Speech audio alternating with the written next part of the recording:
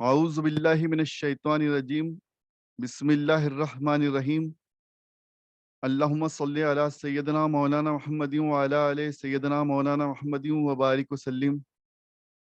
السلام علیکم ورحمۃ اللہ وبرکاتہ و مغفرتہ۔ اللہ تعالیٰ کا بڑا شکر کرم اور احسان کہ اس نے ہم سب کو اپنے دین کے خاطر ایک مرتبہ پھر دینی مجلس میں دین سیکھنے اور سکھانے کی توفیق عطا فرمائی اور دین کے لیے غور و فکر کرنے کی توفیق عطا فرمائی، اور اللہ تعالیٰ ہم سب گناہ گاروں کو صحیح دین کی سمجھ عطا فرمائے اور اس پر عمل کرنے کی توفیق عطا فرمائے، آمین۔ ہمارا آج کا موضوع، دینی مجلس کا آج کا موضوع ہمارا کتاب الادب ہے، اور کتاب الادب میں حضرت امام بخاری رحمۃ اللہ علیہ نے جو چیپٹر، جو باب، اس میں جو حدیث مبارکہ جو لے کر آئے ہیں یا جن کو اکٹھا کیا ہے، جو چنندہ حدیث مبارکہ ہیں، جو کتاب الادب کے نام سے چیپٹر جس کو باندھا ہے، اس کتاب الادب میں حضرت امام بخاری رحمۃ اللہ علیہ نے کتاب اخلاق کے بیان میں، اس کا دوسرا نام انہوں نے دیا ہے کتاب اخلاق کے بیان میں کتاب الادب، یعنی کہ ہمیں اس چیپٹر میں ادب اور اخلاق کی بات کی گئی ہے، اس سے متعلق حدیث مبارکہ اکٹھی کی گئی ہیں اور ان کا کلیکشن کیا گیا ہے۔ تو یہ چیپٹر یا ٹائٹل سے ہی جو بات سمجھ میں آتی ہے، یہ جو بات ظاہر ہوتی ہے وہ یہ ہے کہ یہ ادب اور اخلاق کی بات اس چیپٹر میں کی جائیں گی اور کی گئی ہیں، اور اس پہ ہمیں غور و فکر کرنا ہے کہ دین ہمیں کیا سکھا رہا ہے، ہمیں کیا مینرز سکھا رہا ہے، کیسا ادب سکھا رہا ہے، کیسے اخلاق سکھا رہا ہے، اور کس بات کو اللہ تعالیٰ اور اس کے رسول صلی اللہ علیہ وسلم پسند فرماتے ہیں اور کس کو ناپسند فرمایا گیا۔ یہ تمام کلیکشن آف حدیث جو اس میں کیا گیا ہے، اس سے ہمیں ان باتوں کو سیکھنا ہے، اور جو حدیث مبارکہ اکٹھی کی گئی ہیں ان پہ غور کرنا ہے۔ اللہ تعالیٰ ہمیں صحیح پڑھنے کی اور صحیح سمجھنے کی توفیق عطا فرمائے، آمین۔ سب سے پہلے جو باب چیپٹر 1 بنایا ہے، اس میں احسان اور رشتے ناطے کی فضیلت بتائی گئی۔ جو احسان لفظ ہے وہ حسن لفظ کا جو پلورل ہے، حسن لفظ جو بنایا گیا ہے، حسن کا پلورل احسان ہے۔ ہم لوگ احسان کا معنی سمجھتے ہیں کسی کو دے دینا، کچھ چیز دے کے بھول جانا، کسی پر کوئی خاص کسی پر رحم و کرم کر دینا، اس کو ہم احسان سمجھتے ہیں۔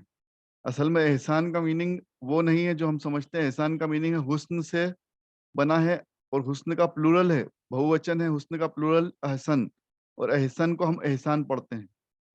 تو ہم جو کہتے ہیں یا کئی مرتبہ پڑھتے ہیں کہ احسن طریقے سے، یعنی کہ حسن سلوک کے ساتھ، تو حسن کا پلورل ہے احسان۔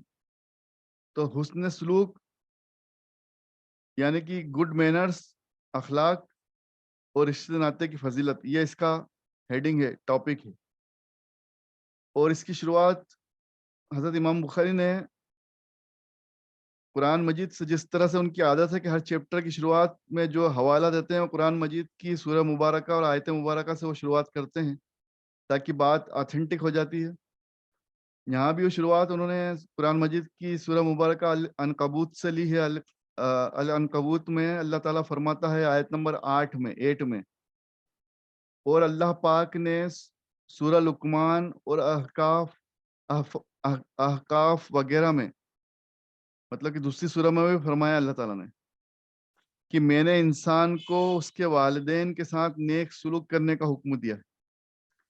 تو عنکبوت کے علاوہ سورہ لقمان میں بھی یہ بات آئی، احقاف میں بھی یہ بات آئی ہے۔ یہ حوالہ دیا گیا ہے کہ قرآن مجید کی بہت سی آیتیں مبارکہ ہیں جس میں اللہ کی عبادت کے ساتھ ساتھ میں ہی حکم آیا ہے والدین کے ساتھ، والدین میں یعنی کہ فادر مدر، انسان کے فادر مدر کے ساتھ بھی نیک سلوک کرنے کا۔ تو اللہ کے بعد بندوں میں سب سے بڑا جو مقام ہے وہ انسان کے والدین کا ہے، اور جنت کو اور جنت کے دروازے کو والدین کے ساتھ جوڑا گیا۔ تو یہ بات صاف ظاہر ہو گئی کہ ہمیں والدین کا مرتبہ کس قدر ہے اور ان کی کس طرح سے فرما برداری کرنا ہے، ان کی خدمت کرنا ہے۔ اور اللہ تعالیٰ اور اس کے رسول صلی اللہ علیہ وسلم نے اس بات کو صاف ظاہر کر دیا کہ والدین کی یعنی کہ باپ ماں کی نافرمانی سے بچنا ہے اور اللہ کی عبادت کرنا ہے۔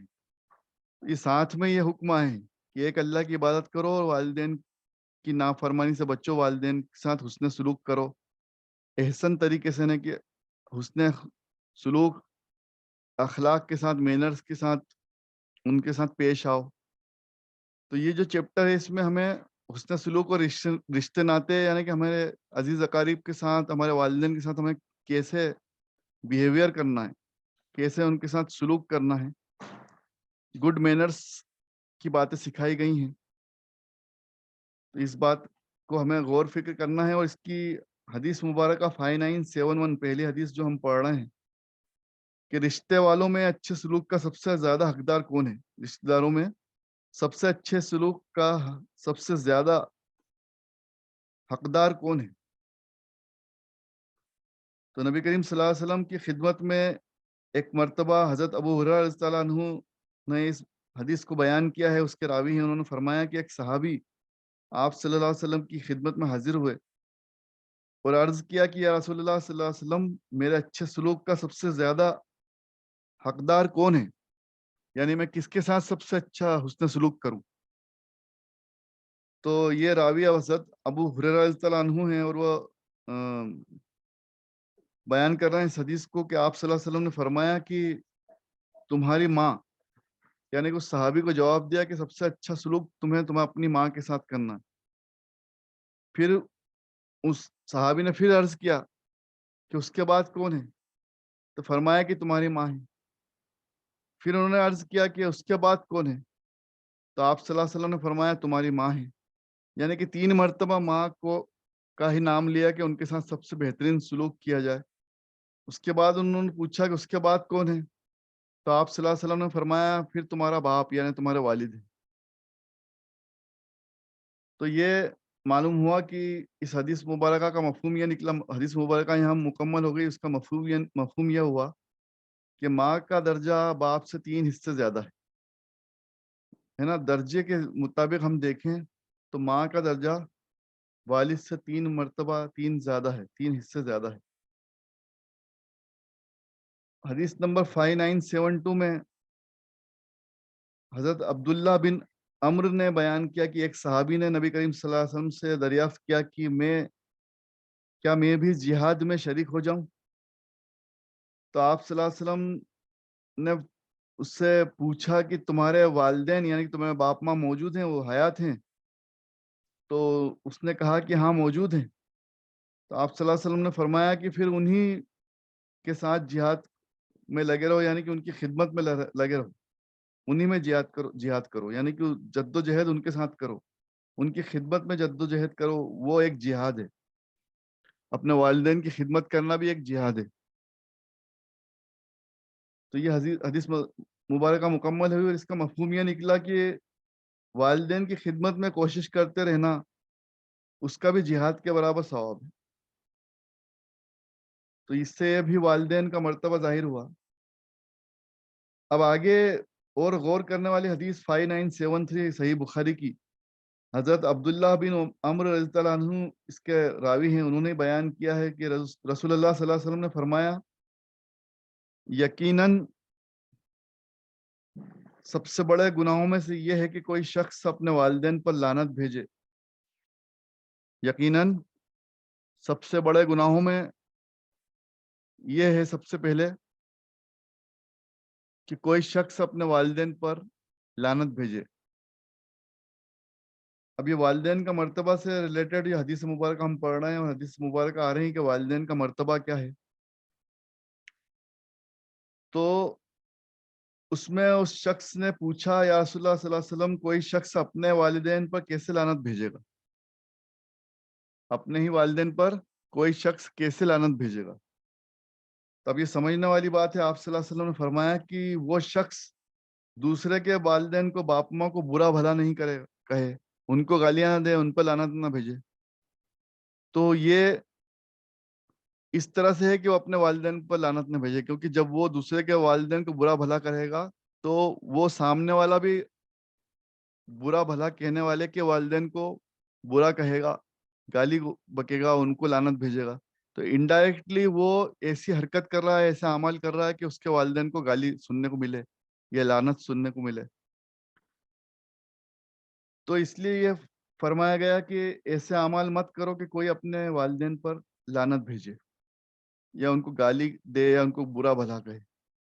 تو ایسا عمل کرنا ہے والدین کے لیے. اولاد پہ یہ فرض ہے کہ وہ ایسا عمل کرے کہ اس کے والد والدہ کو کوئی برا بھلا نہ کرے، کوئی بھی برا بھلا نہ کہے. اس لیے ایسا عمل کرے کہ وہ صحیح عمل پہ دھیان دے، اس کے اعمال ایسے ہوں کہ اس کے والد والدین کو کوئی برا بھلا نہ کہے.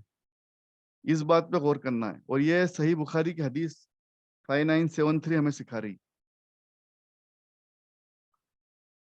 اب 5974 میں حضرت ابن عمر رضی اللہ تعالیٰ عنہ اس کے راوی ہیں، انہوں نے اس حدیث کو روایت کی ہے کہ رسول اللہ صلی اللہ علیہ وسلم نے فرمایا، تین انسان، ایک مرتبہ ایک طویل قصہ ہے اس حدیث مبارکہ میں آیا کہ تین انسان کہیں سے گزر رہے تھے اور بارش نے انہیں گھیر لیا. بہت تیز بارش ہو گئی، بہت تیز بارش ہوئی، اور انہوں نے پہاڑ کی غار میں پناہ لے لی. انہوں نے پہاڑ کی غار میں پناہ لے لی. اس کے بعد ان کے غار کے منہ پر پہاڑ کی ایک چٹان گری اور اس کا منہ بند ہو گیا. پہاڑ کی غار پر آ کر ایک چٹان گر گئی، اس کا منہ بند ہو گیا، وہ پوری طرح سے بند ہو گئی. اب ان میں سے ایک شخص نے دوسرے سے کہا کہ اب یہی طریقہ ہے کہ تم نے جو نیک اعمال کیے ہیں ان میں سے کسی اعمال کو دھیان میں لاؤ، سوچو، اور جو تم نے خالصتاً اللہ کے لیے کیا ہو، تاکہ اللہ سے اس کے لیے بدلہ چاہو، اس کے صدقے میں، اس کے واسطے سے، وسیلے سے، اس کے ذریعے سے دعا کرو، تو ممکن ہے کہ وہ غار کو کھول دے. یعنی کہ اللہ تعالیٰ اس بات پہ قدرت رکھتا ہے کہ وہ غار کو کھول دے، اس کا مہانہ جو بند ہو گیا چٹان سے وہ کھل جائے. تو یہ بات یہاں پر اس حدیث مبارکہ میں آئی ہے کہ انسان کو نیک اعمال خالصتاً اللہ کے لیے بھی کرنا چاہیے.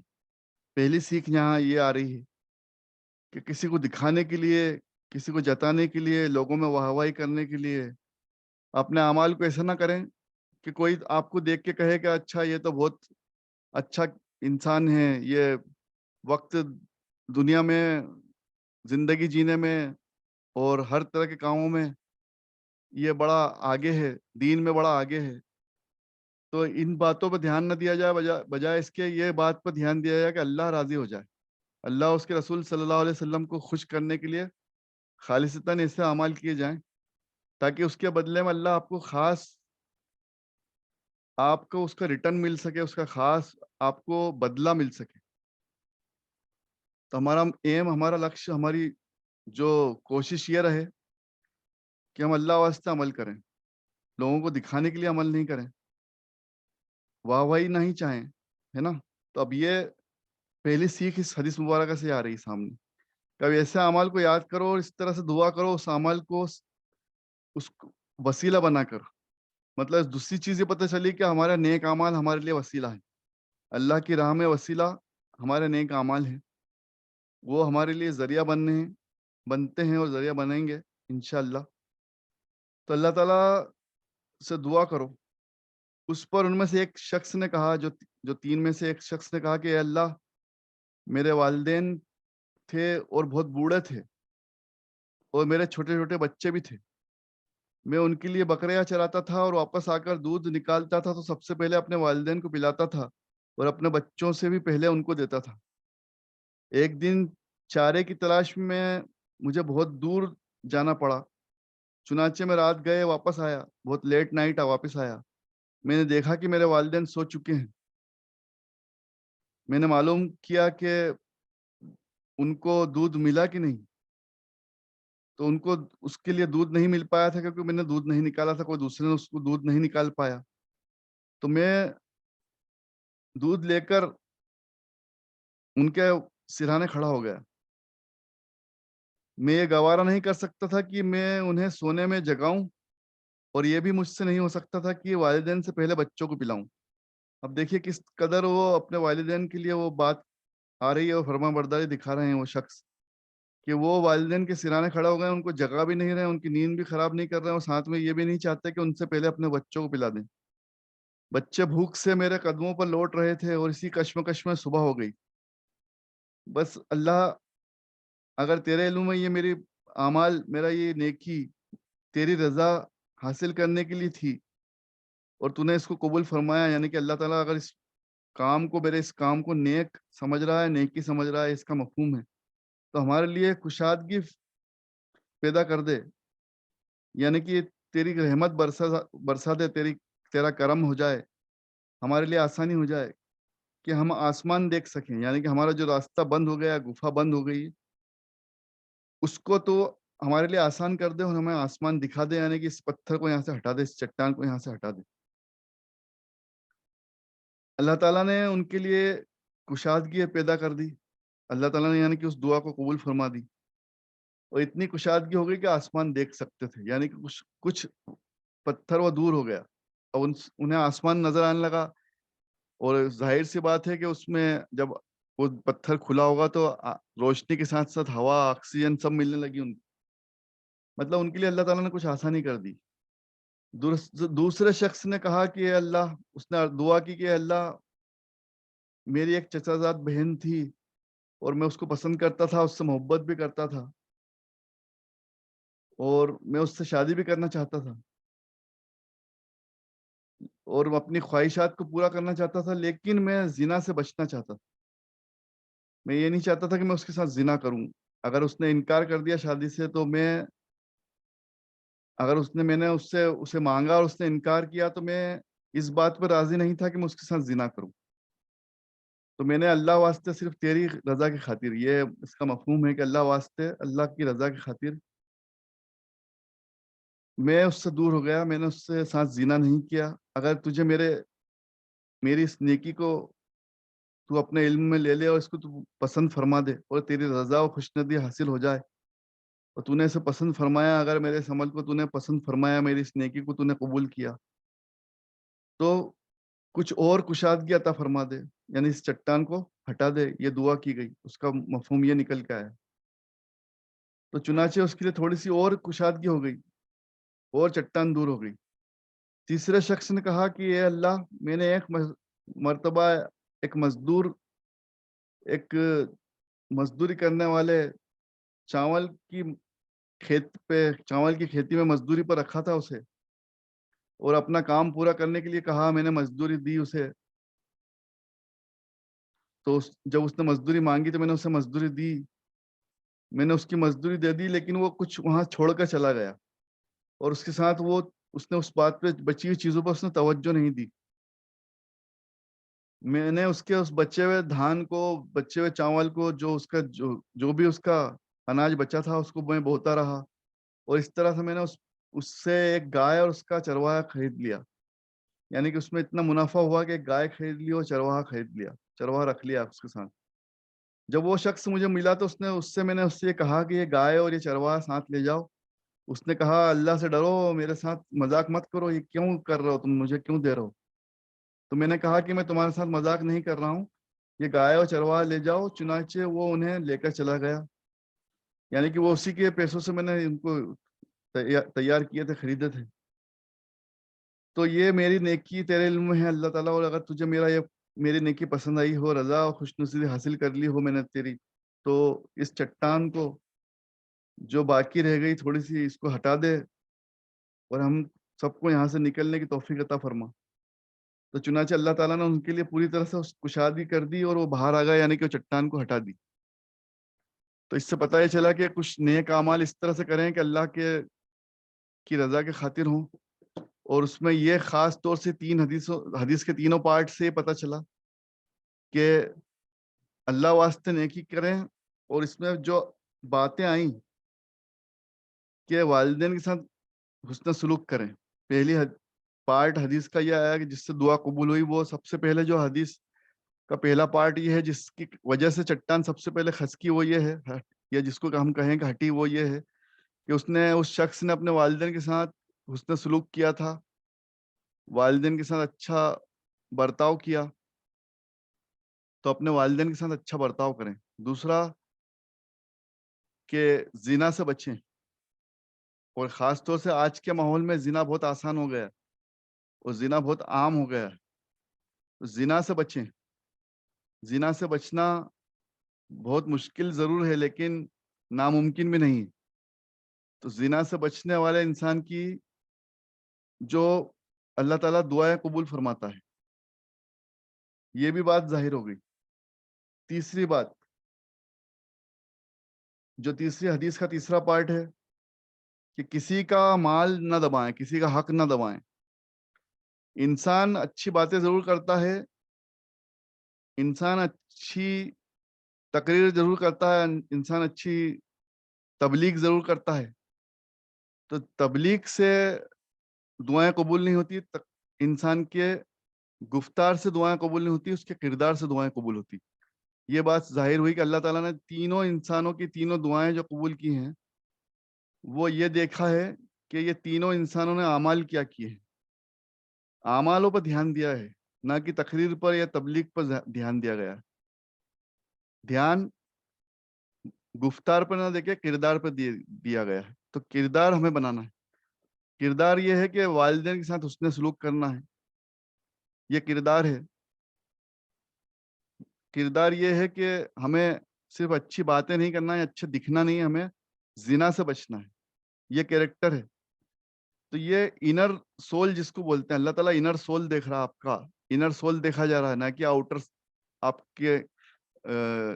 آپ کی جو پرسنالٹی ہے یا آپ کی ایکٹیویٹیز ہیں اس پر دھیان نہیں دیا جا رہا ہے۔ اللہ تعالیٰ آپ کی نیت دیکھتا ہے، اللہ تعالیٰ آپ کے اعمال دیکھتا ہے۔ تو زنا سے بچنا ہے۔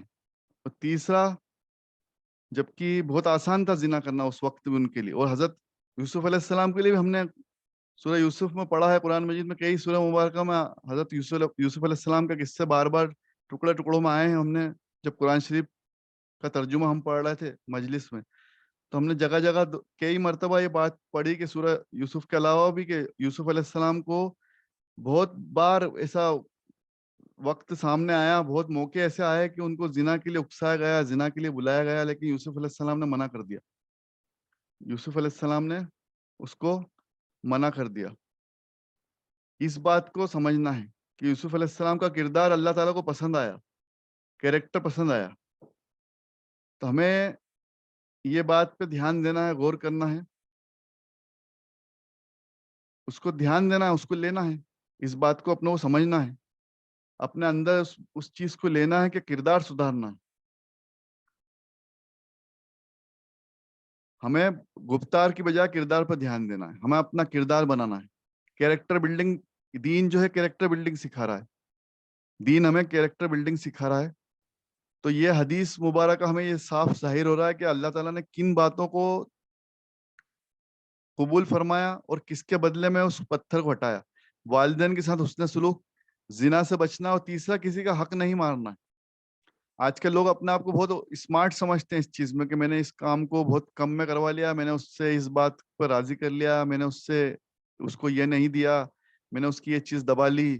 اس کو اسمارٹنیس مانا جاتا ہے۔ آج کے زمانے میں اس کو اسمارٹنیس کا حصہ ہو گئی ہے، کسی کے ساتھ کسی بیچارے کا حق دبا لینا، کسی بیچارے کو بیوقوف بنا دینا، اس کے مال کو کم کر دینا، یہ ایک آج کے زمانے میں فیشن ہو گیا۔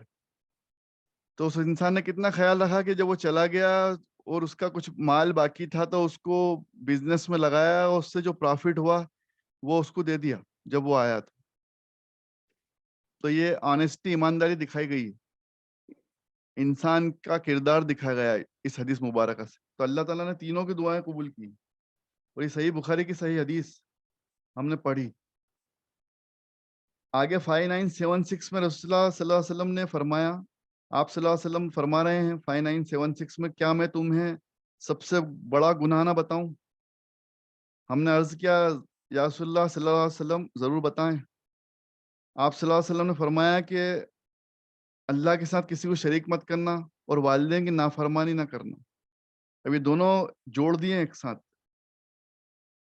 بڑے گناہ میں شامل ہو گئے. صرف شرک کرنا بڑا گناہ نہیں, وہ شرک کرنا بھی بڑا گناہ ہے اور والدین کی نافرمانی کرنا بھی بڑا گناہ. یہ آپ صلی اللہ علیہ وسلم نے ایک حدیث مبارکہ میں ایک ساتھ کمبائن کر دیا, دونوں کو بڑے گناہ بتا دیے. تو دونوں کو برابر ایکول ہمیں ویٹیج دینا ہے, دونوں باتیں برابر ہیں. شرک سے بھی بچنا ہے اور والدین کی نافرمانی سے بھی بچنا. آپ صلی اللہ علیہ وسلم نے اس بات کو ظاہر کر دی ہے اور فرما دیا کہ آگاہ ہو جاؤ, آگاہ ہو جاؤ, یہ دونوں بڑے گناہ ہیں. اللہ تعالیٰ ہم سب کو ان گناہوں سے بچنے کی توفیق عطا فرمائے اور ہم سب کو معاف فرمائے. حدیث نمبر 5978 میں حضرت اسما بنت ابو بکر رضی اللہ عنہا نے خبر دی ہے کہ میری والدہ نبی کریم صلی اللہ علیہ وسلم کے زمانے میں میرے پاس آئیں. یہ ام المومنین کی بات چل رہی ہے اور وہ اسلام سے منکر تھی, یعنی کہ اسلام میں داخل نہیں ہوئی تھی. ام المومنین اس کی راوی ہیں اور آپ صلی اللہ علیہ وسلم کی بیوی ہیں. تو وہ فرما رہی ہیں کہ میں نے آپ صلی اللہ علیہ وسلم سے پوچھا, دریافت کیا کہ کیا میں ان کے ساتھ صلہ رحمی کر سکتی ہوں.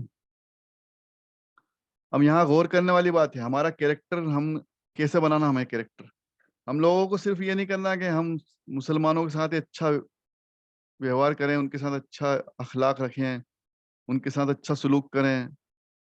دین یہ نہیں سکھا رہا, یہ ادھوری بات ہے. دین کیا سکھا رہا, اب اس بات پہ غور کرنا. اور یہ بات اکثر بتائی نہیں جاتی, کہیں کسی تقریر میں کسی مجلس میں یہ بات نہیں کی جاتی ہے جو میں آپ کے سامنے عرض کرنے جا رہا ہوں, جو حدیث مبارکہ آپ کے سامنے پیش کر رہا ہوں. آپ صلی اللہ علیہ وسلم سے پوچھا گیا ہے, دریافت کیا گیا کہ کیا میں ان کے ساتھ صلہ رحمی کروں جبکہ یہ دین والی نہیں ہے, اسلام والی نہیں ہے. آپ صلی اللہ علیہ وسلم نے فرمایا کہ ہاں, یعنی کہ ان کے ساتھ حسن سلوک کرو. اللہ تعالیٰ تم کو ان لوگوں کے ساتھ نیک سلوک کرنے سے نہیں منع فرماتا جو تم سے ہمارے دین کے بارے میں کوئی لڑائی جھگڑا نہیں کرتے, یعنی کہ جو تم سے تمہارے دین کو اپنانے میں منع نہیں کرتے یا تم سے جنگ نہیں کرتے, تم ان کو ان کے حال پہ چھوڑ دو اور ان کے ساتھ اچھا سلوک کرو. یہ دین سکھا رہا ہے کہ دین آپ کو یہ سکھا رہا ہے کہ کوئی اگر آپ کو پریشان نہیں کر رہا تو آپ اس کو پریشان مت کرو, چاہے وہ کوئی بھی دین کا ماننے والا ہو, کسی بھی مذہب کا ماننے والا ہو. تو آپ اچھے انسانوں کی گنتی میں آؤ گے, آپ تب جا کے اچھے مسلمان کہلاؤ گے, تب جا کے آپ مکمل دین میں آؤ گے. کہ آپ کو صرف یہ نہیں کرنا ہے مسلمان کے ساتھ اچھا سلوک کرنا اور غیر مسلم کے ساتھ بدتمیزی کرنا ہے, ان کو گالی دینا ہے, ان کو لوٹنا ہے, ان کو مارنا ہے, یہ دین نہیں سکھا رہا ہے. اللہ تعالیٰ اور اس کے رسول صلی اللہ علیہ وسلم ہمیں کیا سکھا رہے ہیں کہ ان کے ساتھ اچھا سلوک کرو. اگر وہ تمہیں پریشان نہیں کرتے تو تم بھی انہیں پریشان مت کرو. یہ بات نہیں بتائی جاتی ہے نہ کسی علماء دوارا, نہ کسی عالم کے ذریعے, نہ کسی تقریر میں, نہ کسی جماعت میں, نہ کسی مجلس میں, نہ کسی محفل میں. یہ بات نہیں سکھائی جا رہی کہ ہمیں اپنا اخلاق سدھارنا ہے ان لوگوں کے ساتھ بھی جو ہم میں سے نہیں ہیں. ہمیں اچھے اخلاق سے پیش آنا ہے. اس کی وجہ یہ ہے کہ جب آپ حسن سلوک کرو گے تو وہ آپ سے متاثر ہوں گے. کوئی بھی انسان آپ سے متاثر, آپ سے امپریس جب ہوتا ہے جب آپ اس کے ساتھ اچھے اخلاق, اچھے مینرز سے پیش آتے ہو, پھر وہ آپ کی بات سنتا ہے, پھر ہو سکتا ہے وہ آپ کے دین میں شامل ہو جائے. اگر آپ پہلے ہی ان سے لڑ لو گے, پہلے ہی ان کے ساتھ بدسلوکی کرو گے, بیڈ مینرز دکھاؤ گے, تو وہ آپ سے متاثر یا امپریس کیوں ہوں گے؟ آپ کو تو دین پھیلانا ہے نا, تو دین پھیلانے کے لیے ہمیں کہیں بھٹکنے کی, نکلنے کی ضرورت نہیں ہے. دین پھیلانے کے لیے ہمیں سامنے والے کو امپریس کرنے کی ضرورت ہے, متاثر کرنے کی ضرورت ہے. آپ کو تبلیغ 24 گھنٹے کرنا ہے, 24 گھنٹے خود کی پرسنالٹی سے تبلیغ کرنا ہے. اور تبلیغ ہمیں گفتار سے نہیں کرنا, کردار سے کرنا ہے. ہمارا مقصد تبلیغ کا یہ ہونا چاہیے کہ لوگ جو ہمارے کانٹیکٹ میں آئیں وہ اس قدر ہم سے متاثر ہو جائیں کہ وہ ہمارے دین کو پسند کرنے لگے. پہلے انسان کو پسند کرتا ہے, پھر دین کو پسند کرتا ہے. پھر وہ آپ سے پوچھتا ہے کہ آپ کس کو پسند کرتے ہو, کون سے دین کو فالو کرتے ہو, آپ کا دھرم کون سا ہے. پھر آپ بتاؤ کہ میرا دھرم یہ ہے, میں اس دھرم کو, اس دین کو فالو کرتا ہوں, میرا دین تو اتنا بہترین ہے, مذہب ہے میرا دین, میرا دھرم اتنا اچھا ہے کہ وہ مجھے اچھی باتیں سکھاتا ہے, وہ مجھے ایمانداری سکھاتا ہے, مجھے لوگوں کا حق مارنا, جھوٹ بولنا, ان باتوں سے روکتا ہے, وہ مجھے کردار سکھاتا ہے, کیریکٹر بلڈنگ سکھاتا ہے. تو ہمیں اس طرح سے تبلیغ کرنا ہے. ہمیں 24 گھنٹے اپنے کردار سے اپنے کیریکٹر سے تبلیغ کرنا ہے نا, یہ ہمارا فرض ہے. ہم اشرف المخلوقات کیوں بنائے گئے؟ کہ ہم نیکی کی دعوت بھی دیتے ہیں اور برائی سے روکتے ہیں. ہمیں دو ذمہ داری دی گئی. اکثر ہم لوگ کیا کرتے ہیں, صرف دعوت دیتے ہیں, دعوت کا کام کرتے ہیں. دعوت نہیں, دعوت ادھورا ہے. وہ قرآن مجید کی سورہ عصر کی جو آیت مبارکہ کا اس کا مفہوم یہ ہے, اس کے معنی یہ ہے سورہ عصر کے, کہ تم بہترین امت ہو, تمہیں صبر اور حق کی دعوت دینا ہے اور تمہیں اس پہ عمل بھی کرنا ہے. اور سورہ آل عمران میں آیا کہ تم بہترین امت ہو کیونکہ تم نیکی کا حکم دیتے ہو اور برائی سے روکتے ہو. 50% پارٹ تو ہم نے رٹ لیا کہ نیکی کا حکم دیتے ہیں, برائی سے روکنا بھی ہمارا پارٹ ہے. ہمیں 50% صرف نیکی کی دعوت نہیں دینا, 50% کمپلیٹ پورا جب ہوگا, اگلا 100% جب ہوگا جب ہم اسے برائی سے روکیں گے.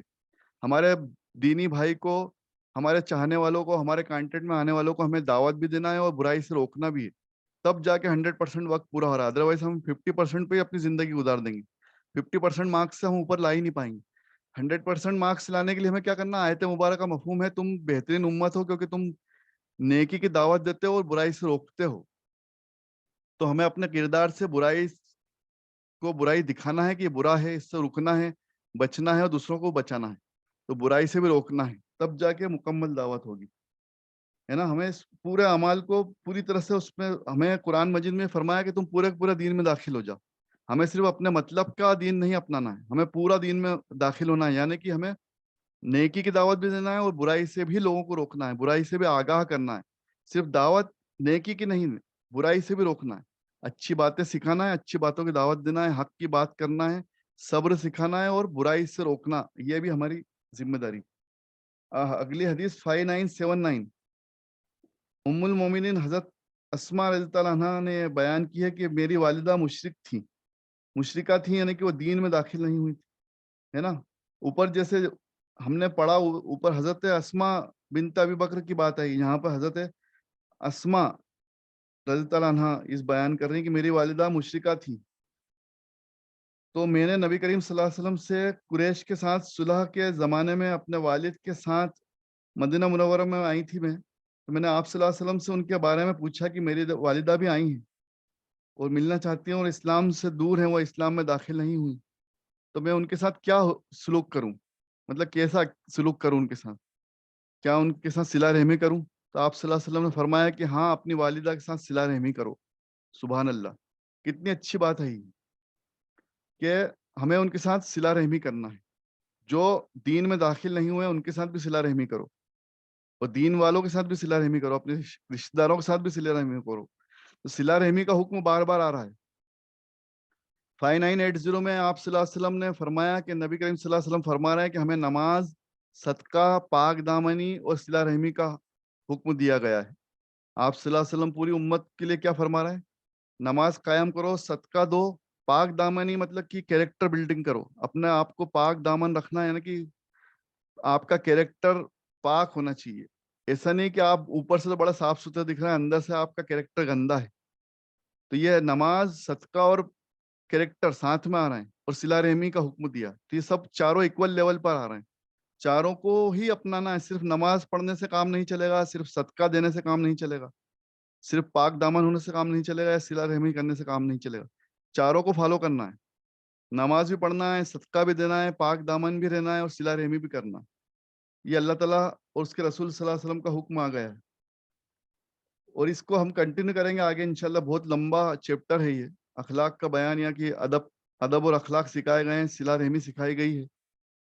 تو اس پہ ہم آگے بھی انشاءاللہ اگلی مجلس میں بھی اس سے کنٹینیو کریں گے. بہت ساری بہترین حدیثیں اور بہت صحیح حدیث مبارکہ, تمام حدیث مبارکہ اس سے ریلیٹڈ ہم پڑھیں گے انشاءاللہ, ان کو سمجھیں گے اور اس کو عمل کرنے کی کوشش بھی کریں گے انشاءاللہ. وآخر الدعوانا الحمد للہ رب العالمین.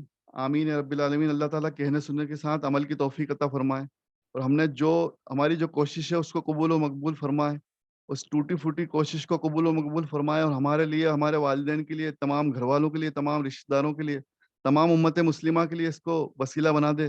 اللہ تعالیٰ اس کے واسطے وسیلے سے ہم سب کو, ہمارے گھر والوں کو, ہمارے والدین کو, سب کو جنت الفردوس عطا فرمائے. اللہ تعالیٰ آپ صلی اللہ علیہ وسلم کو جنت الفردوس میں اعلیٰ سے اعلیٰ درجہ و مقام عطا فرمائے.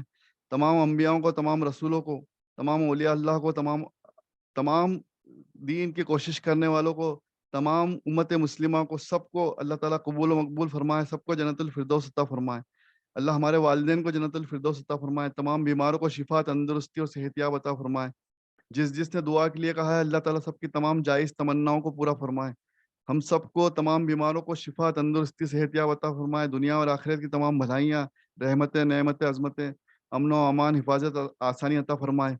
हर लाइलाज बीमारी से, मुश्किल इम्तिहान से, आज़माइश से हम सबको माफ़ फरमाए। हम सब गुनाहगार बंदे हैं, अल्लाह हम सबको हर तरह की आज़माइश से बचा लेना। अल्लाह हम सबको बिना हिसाब किताब के जन्नतुल फिरदौस अता फरमा। अल्लाह हम इस काबिल नहीं है कि किसी हिसाब किताब को दे सकें। अल्लाह ताला हमें हम सबको बिना हिसाब किताब के जन्नतुल फिरदौस अता फरमा। हम सबको माफ़ फरमा, हमारे घर वालों को, हमारे वालिदैन को सबको माफ़ फरमा। अस्तगफिरुल्लाह रब्बी मिन कुल्ली ज़ंबी व अतूबु इलैह। हम सबको एक और नेक बना दे, हम सबको जन्नतुल फिरदौस अता फरमा दे, हम सबको आसानी अता फरमा दे, हम सबको खैर बरकत भलाई अता फरमा दे, तमाम बीमारों को शिफा अता फरमा दे। आमीन या रब्बिल आलमीन। रब्बना आतिना फिद दुनिया हसनतम व फिल आखिरति हसनतम व कीना अज़ाबन्नार। आमीन। शुक्रिया। अल्लाह हाफिज़।